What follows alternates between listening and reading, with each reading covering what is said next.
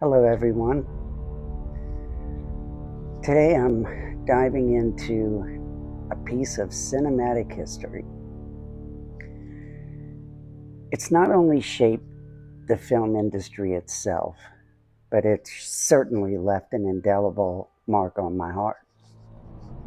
Of course, we're talking about the film The Godfather.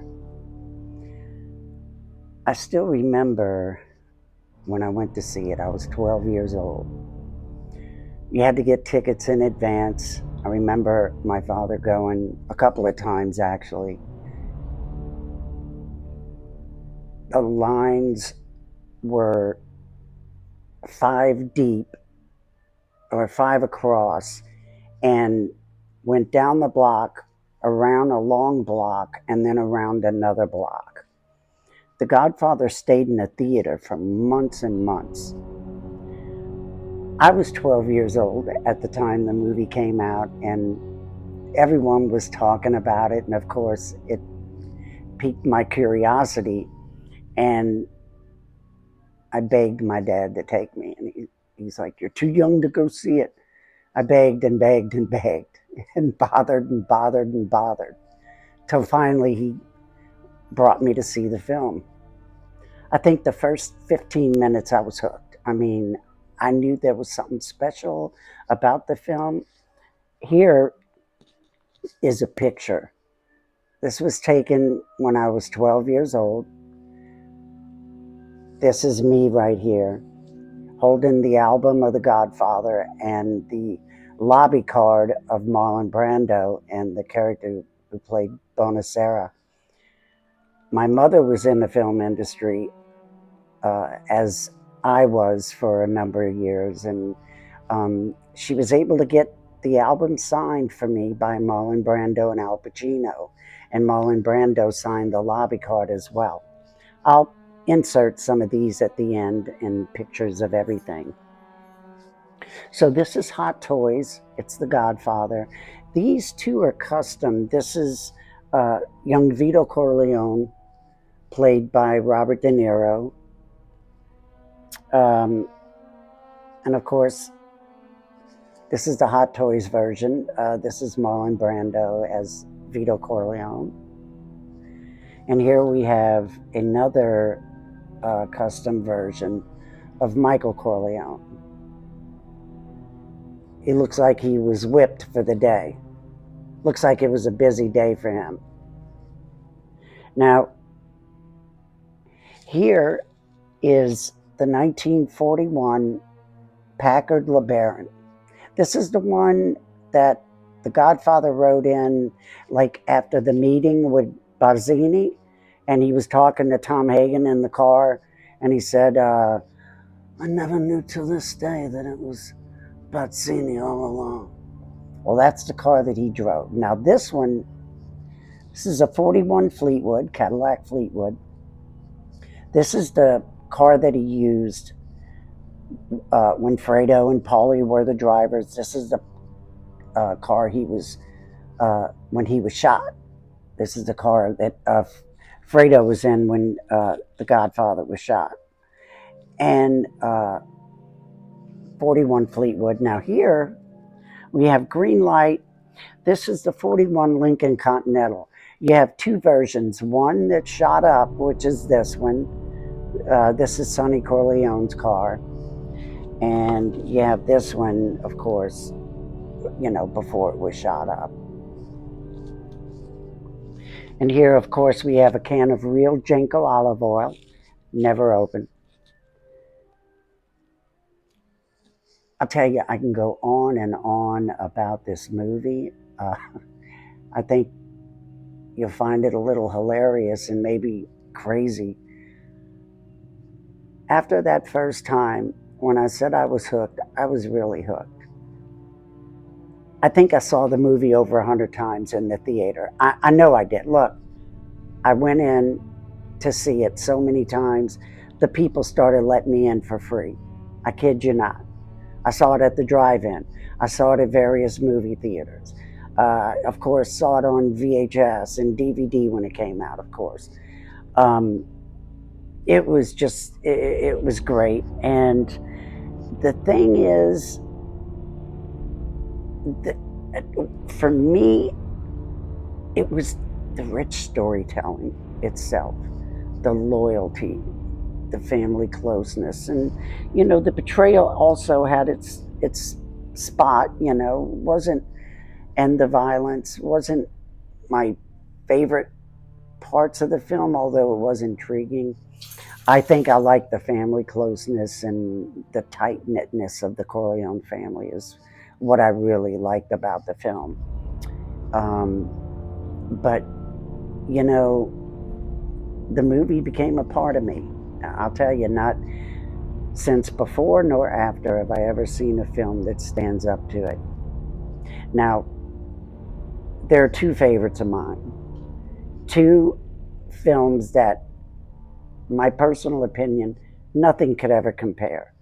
And that's The Godfather, part one and two, of course. And part three was okay. If I had my way about it, I would edit it and it would only be an hour long. And I'd add it to part two. Ben-Hur, the original 1959 Ben-Hur with Charlton Heston, to me, was the greatest film ever made. To me, it's right up there with The Godfather. To me, they're both number one. But, it was fun. It was fun times, 1972, 73. Had a lot of good movies come out at that time. We had Serpico, we had The Exorcist, American Graffiti, so many blockbuster films. Even the B movies were good.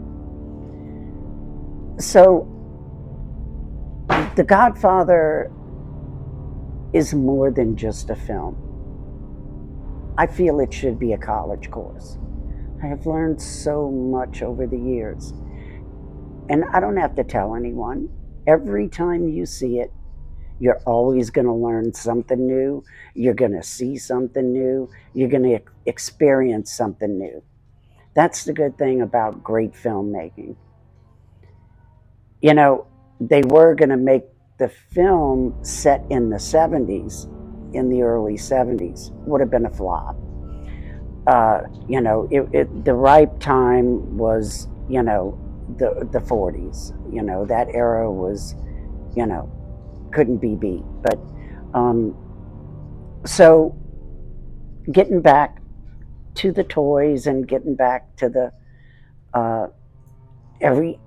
I'm always looking to see if there's something new, whether there's new figures. Been waiting on Sonny Corleone, hasn't come out yet. I've been waiting on Tom Hagen, and it hasn't come out yet. Fredo was, and another thing, I used to bring my cassette recorder with me when I'd go see the movie. I learned every single dialogue from every character, everything, everyone's character. I knew every word from I Believe in America to Don Corleone, beginning to end. Part two, not so much, but Godfather Part one, I could tell you every single line of the movie from everyone. From Vito Corleone to Michael to Kay Adams to Connie to Salazzo to everyone, Clemenza. But it was such a great film. My favorite part of the movie, to me, was the garden scene. I want somebody to have a telephone, man. Check all the calls that come in and out. Could be anyone. Oh, that's right. I drink wine more than I used to. I'm drinking more. That was such a fantastic scene.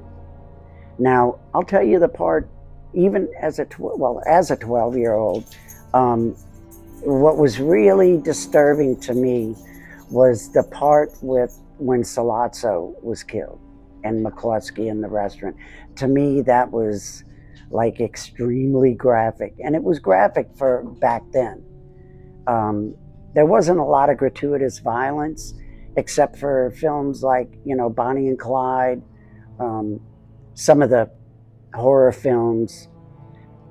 Night of the Living Dead, things like that I had mentioned in other videos. And but The Godfather, they never had that kind of violence on screen, like, you know, Sonny at the toll booth, and, you know, Michael and McCluskey, and uh, Luca Brasi when he was killed. I went to the Edison Hotel once when I was in New York and saw that whole area where he stops and looks in the mirror. I got pictures of that. Of course, I went on a Godfather tour in New York, and in California, I got to see Jack Waltz, the house that they used uh, for when Tom Hagen goes to see Jack Waltz. And when I was in Sicily, I went and seen the area, which is, my father is from Savoca, Sicily. And so they filmed a lot of the movie there. And it was just great. And I just wanted to present these and show you, and hope you get a thrill out of them. And if you've never seen the movie, please see it, because part one and part two is a piece of cinematic history, like I said, that it's a movie that you'll never forget. And of course, it's great filmmaking. A lot of good films out there: Braveheart, you know, Gladiator, Silence of the Lambs, so many good films, but nothing compares to The Godfather. So if you get a chance to see it, and enjoy the toys and enjoy my pup. That's Molly. This is Molly. This is my Sicilian dog. That's my Sicilian dog. She don't like to be called dog, by the way. So I'll call her Pop. And she loves olive oil. I don't know why, but I do. I give it to her every now and then. So enjoy the rest of your day and take care.